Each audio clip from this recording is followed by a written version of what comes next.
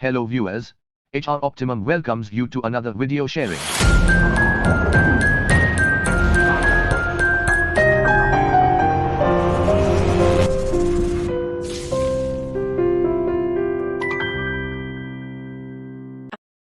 At HR Optimum, today we are sharing another video, a talk on building a high-performance culture, move from ordinary to extraordinary. This talk was conducted by Mr. Zach D'Souza of Gladiator Life School, Goa, India.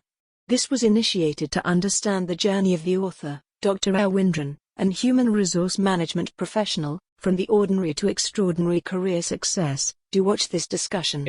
If not already subscribed for this channel, request you to please do so now. Kindly share with others you know. Do remember to click the bell button to get our future notifications. Let us move to the video now.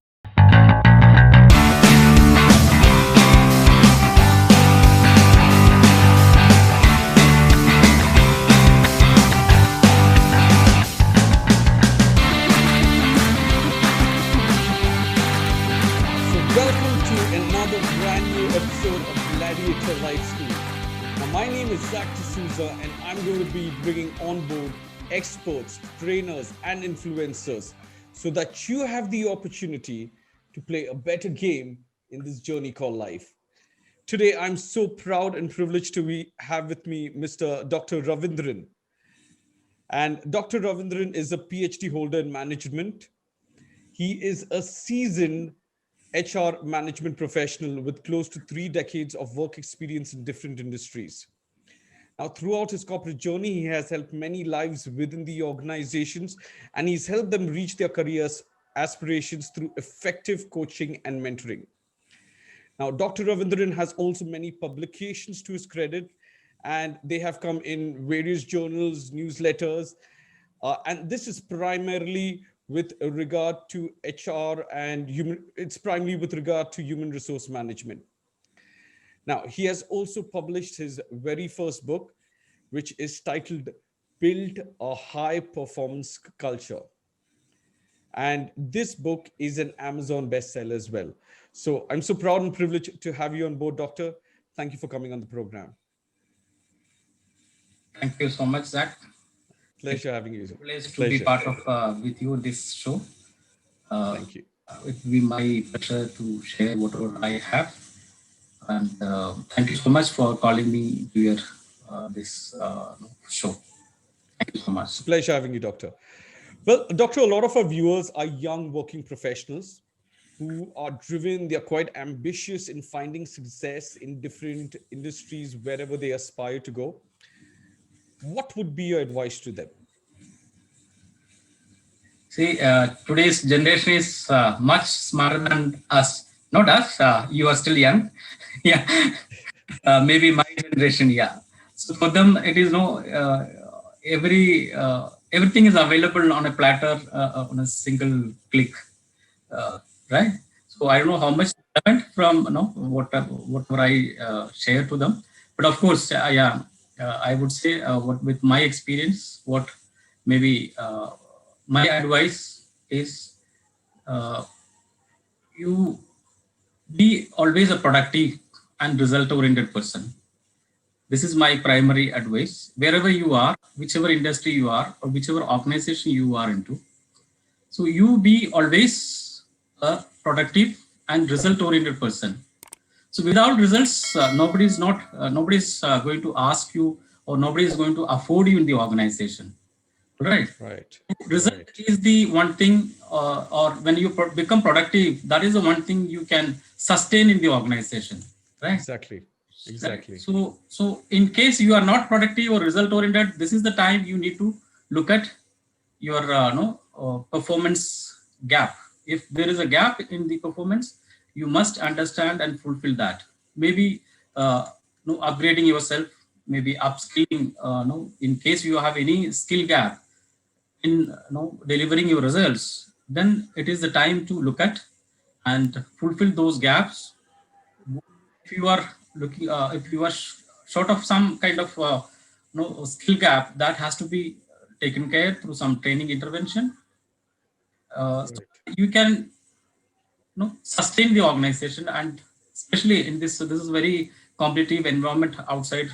So you have to this competitive situation. So the skill gap is one thing you need to always see through and fulfill those gaps, so that you can always become a kind of productive and result oriented individual.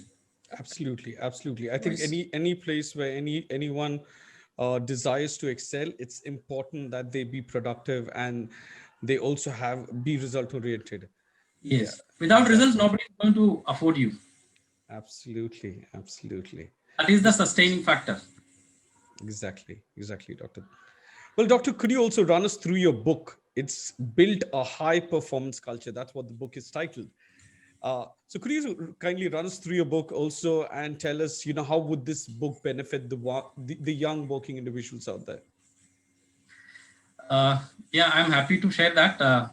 See, if you want to be an extraordinary person, then you need to put in, extraordinary efforts. You should acquire Right, extraordinary skills to execute your responsibilities, right? right. If you are an ordinary person, you can remain an ordinary contributor only. You cannot become an extraordinary performer. You cannot become extraordinary performer unless you put an extraordinary efforts to bring in. Mhm. It depends on the organizational culture again. So that is where I am putting my book in this juncture, where I'm talking about more of the organizational cultural building, where the performance is given a lot of importance.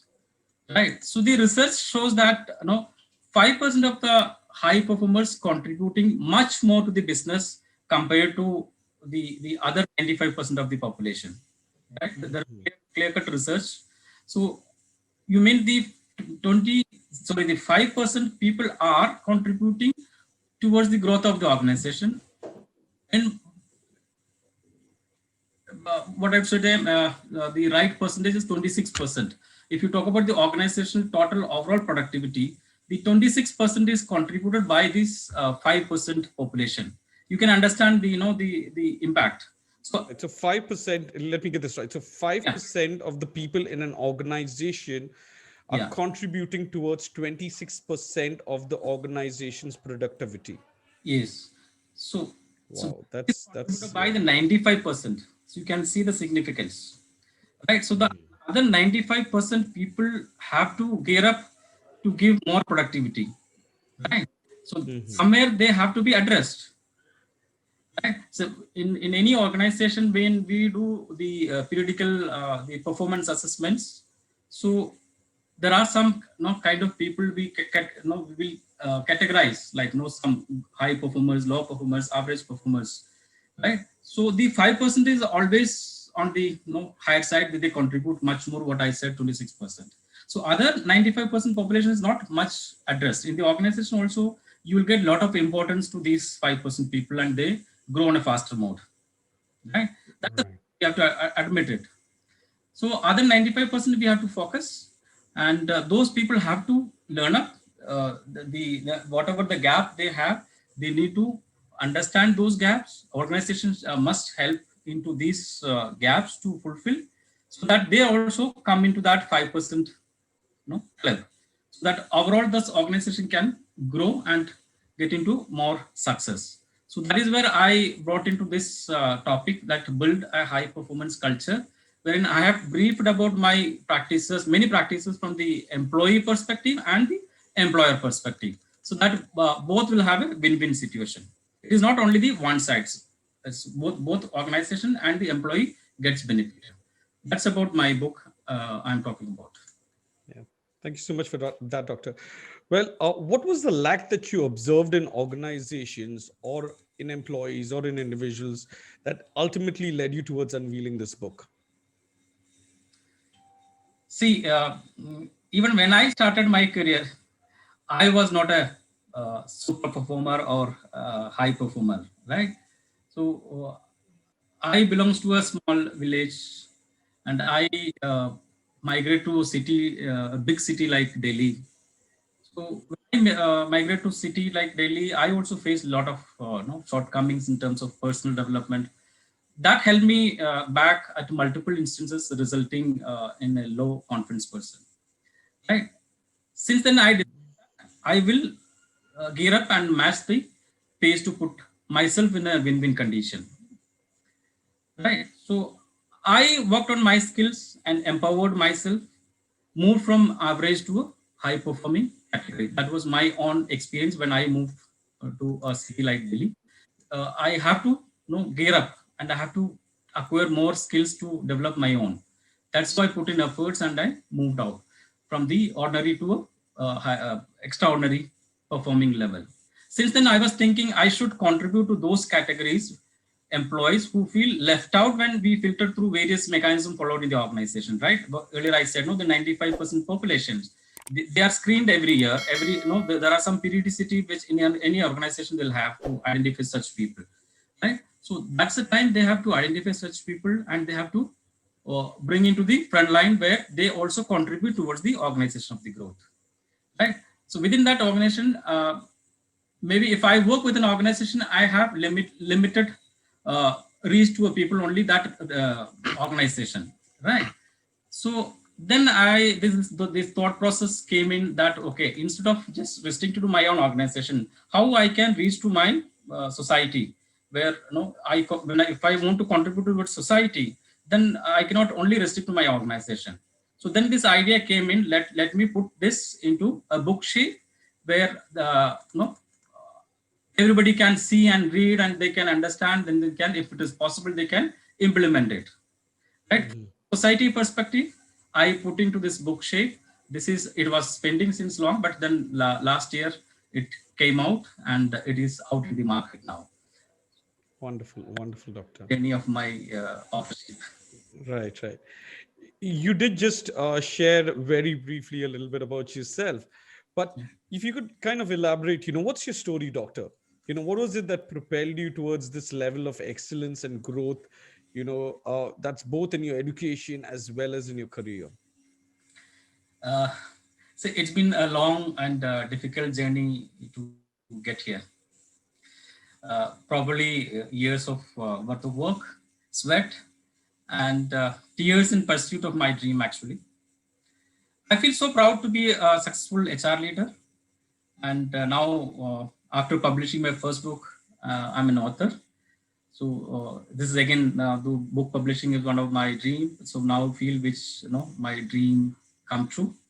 After a long time, I wanted to publish my book, which was not happening. But my target was when I achieve my, the middle age 50 years, I should publish. So last year I closed my 50. So now my first book I published at the age of 50. That was my target. So I achieved that. So I never thought when I started my journey from a small village to, when I migrated to city like Delhi, can achieve this much, because, when I moved from that small town to a city like Delhi, with an aspiration that maybe I'll pick up a job, any kind of job, maybe a clerical job, maybe hidden agenda was that to pick up a government job as usual. Right. Even though I could succeed now in those times, we used to prepare and go through the competitive exams. Like I went through and cleared a staff selection commission clerical examination, and I could get the job in the government sector. But then somehow I didn't take up that government job. I thought maybe I have much more to explore. That's how I give up those things, and then I concentrated into my other side of my, developing myself and getting into more education. That's how I continued my, developing myself. Earlier I mentioned about, I was not that kind of, personality what carrying. So I wanted to improve myself and get into more the education side. That's how I achieved my PhD degree, where the highest degree one should have. That was one of my dream, where I wanted to have that highest degree, where I acquired that degree, which could have done maybe through the direct regular stream, which I couldn't do because I lost my supporting hand at the young age, where I lost my father. So I had to start my own everything. So I am a self-made individual, and I am proud of it. That's about my journey, Zach. Right. Doctor, you also emphasize a lot on moving from the ordinary to eventually becoming extraordinary. Yeah. How can someone become extraordinary and achieve extraordinary growth in their careers? Uh, I would like to emphasize certain qualities or characteristics one must develop so that he can become successful in whatever you are doing or you want to do. So there are some basic qualities. I will just touch upon those things. Maybe some few points. Maybe the first point I will talk about is uh, the every individual, they have to be, target oriented. Right. Target oriented means now in typical traditional way we call it as goal setting. So I'm talking about more than goal setting.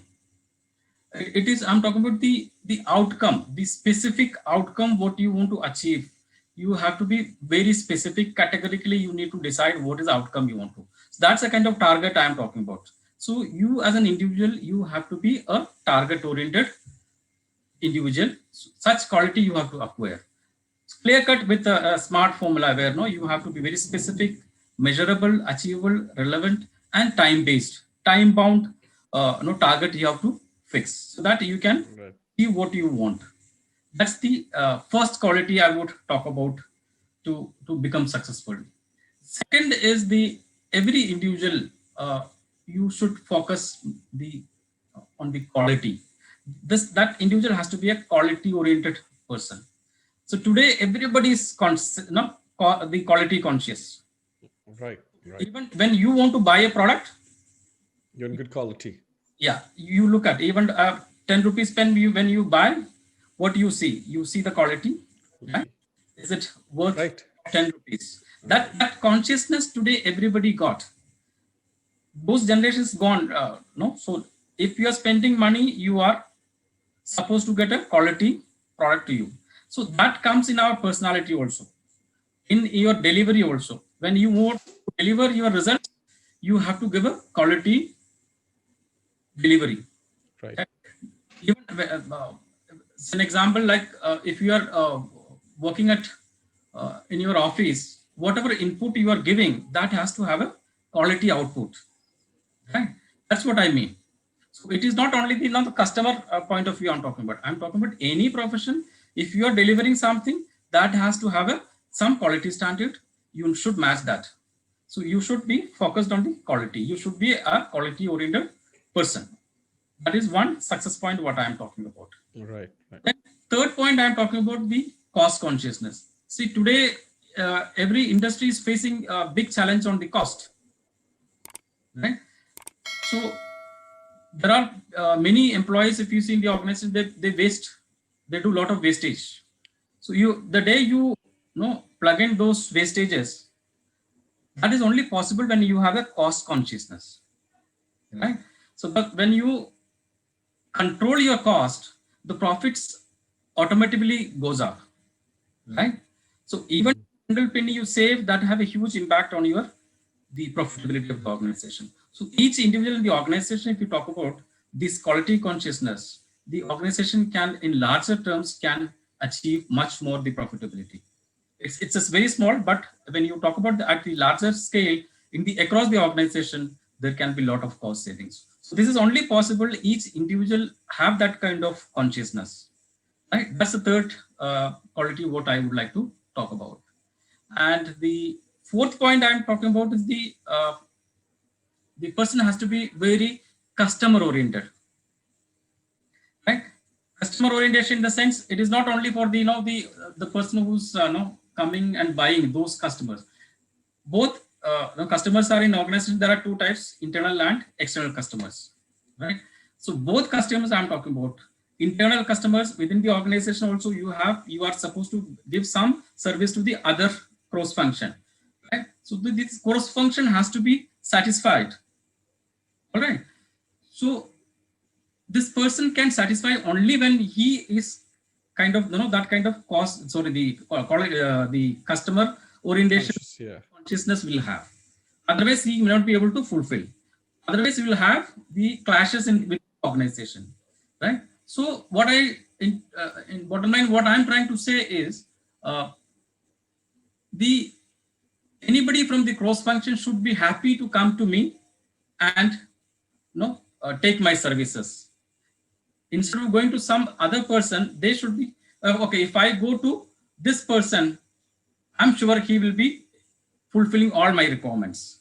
That is only possible when I have this kind of customer orientation. All right. So this is one quality what I'm talking about. Then next, fifth quality I will talk about is the you have to be a very good communicator. Right? Today, the communication got very big role in making you success. Without communication, you cannot survive. So, right communication at the right time, conveying is very important. If you are not a good communicator, I don't think you will become a successful. Even I'm talking about one step ahead. If you want to be become a leader, you have to become a public speaker also. To learn to be a public speaker, right? Then next item, what I would like to talk about is you be a team player. When you are into organization, you are working with multiple people, different levels of emotional levels. It is not only, we are not coming from same family, same parents. In the organization, we all come from a different, different families, have different values, different, background, different upbringings. So there are emotional differences in the organization, right? So better be a team player so that you work together and succeed together. Along with that, I would also like to add two more qualities, which is very basic. Be humble and respectful. Right? In totality, I would like to say is the humility I'm talking about.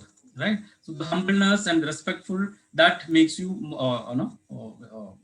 more towards the humility. And here I would like to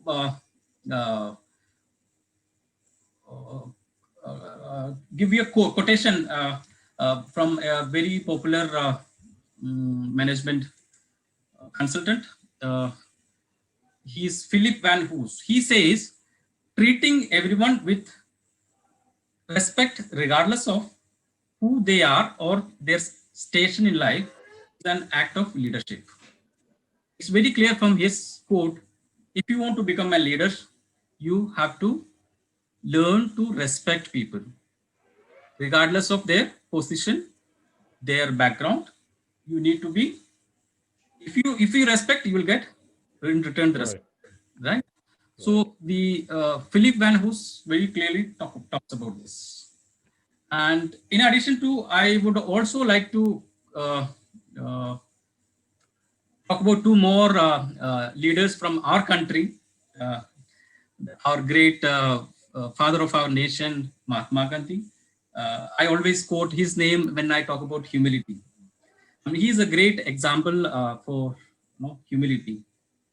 I think you all must be knowing about the Porbandar travel, where how much he struggled in that travel, and after getting down, how the other person came and So that's the kind of humility what we are talking about. When you are an organization, you should remember this as one of the example for humility. And the next leader I would talk about is our great Sri Ratan Tata. He is such a wonderful leader in our country from Tata Group. And you must be knowing about his story also. What I read his stories also in one of the story. What I heard, I listened this is that you remember our the Taj Hotel attack, the terrorist attack. Right. So, terrorist attack. There were many his employees suffered and So what I read is I remember the number is 80 people. 80 people who suffered in this terrorist attack. And see, Ratan Tata, he remembers every individual's first name.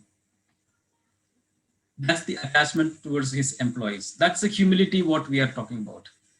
So if you want to become a really good, successful employee or leader, this humility is one of the quality you should acquire. But I'm sure this quality, whatever I talked about, these can take you to a different level. That's my confidence. Right, right. So, doctor, you just spoke to us about, how someone who's ordinary in their career can achieve extraordinary results and how they can grow up in their careers because of that. Well, yes, that will give them good, extraordinary results. But could you also give us few secrets, a few pointers, okay, uh, in how they can also rise up the corporate hierarchy?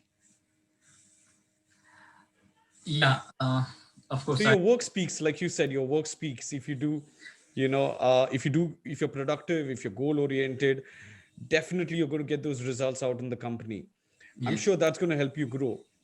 But what are the other secrets where an individual can climb up the corporate hierarchy? See, for me, I would talk about you start dreaming. Without dreams, you cannot reach anywhere. Whatever you want to know, you yourself, you want to reach somewhere, you start dreaming. That destination you have to dream. Unless Personal ambition. Got to have personal ambition. In other yes, words. yes. If you have higher aspiration, high ambition, you have to at least see that what is that you want to. So Exactly. dreaming that, no, whether you achieve or not, that's secondary. At least start dreaming. I'm sure if you start dreaming, maybe this will take you to somewhere else. No, where at least somewhere nearby your destination it will reach. So in this process, what you have to do, identify your strengths. Okay, start moving with the no, your strengths rather than just cribbing with what you don't have, your weaknesses, right?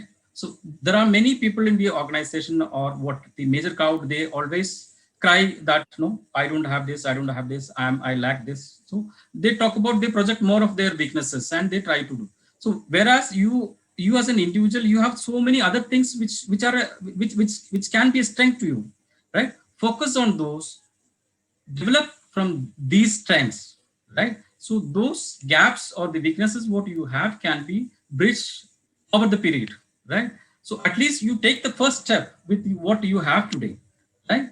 So identify your purpose, identify your passion. Every individual got some passion, right? One has to identify those passions what you have. Those passion can really work for you, right? I don't know whether you talk about you know about the ikigai in Japan. Right. There's a book called Ikigai. If somebody is interested, they can read this Ikigai. Ikigai is one of the famous book. This will help you to identify your passion, and that can become your profession. Exactly. Right? Through that, you can develop your own. So that's what I'm saying. If you don't focus on what you have. Focus on what you have. Start identifying your passion. Right? Find out what Ikigai. Right? So I'm sure you will reach where you want to reach if you identify this Ikigai or whatever your passion you have. So my success mantra, in one line, if you want me to talk about, is that start taking ownership. Take ownership of everything, right? And become responsible and become accountable. It is your life. Nobody will come and wake you up. Okay, so it is your life. You have to take ownership of your life. You have to take responsibility. Become accountable yourself. This is so basically that's your ideology of success. That is, yes. Take accountability, take responsibility of your life and where you want to go ahead in life. Ownership. Yeah, take ownership. Beautiful. Yeah, Doctor, I got one last question. I generally ask this question to all our viewers who come on this show. Okay, if you had just one message, what would that one message be that you would want to leave behind on this planet before you exit it? Okay. Yeah, before coming to this question, I just wanted to add the previous question. There also, when I talked about dreaming, I just now recalled about our great President APJ Abdul Kalam. Right. So he's a man, inspired many youngsters. He every speech when he goes to maybe school or college, he tells the students, start dreaming.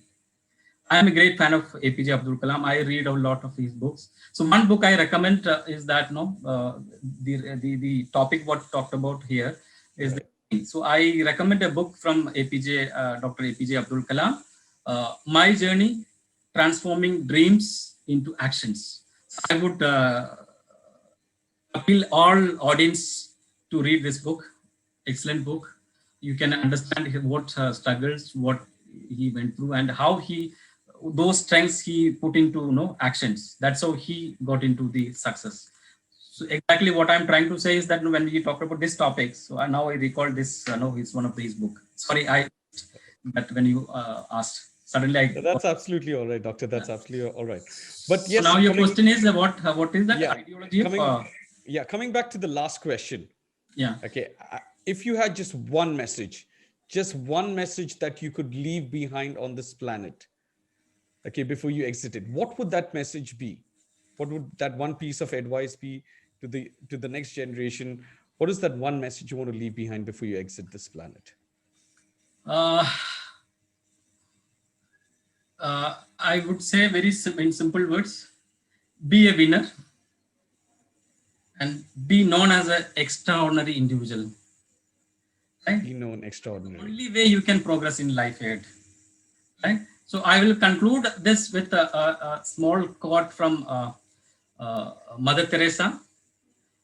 None of us, including me, ever do great things.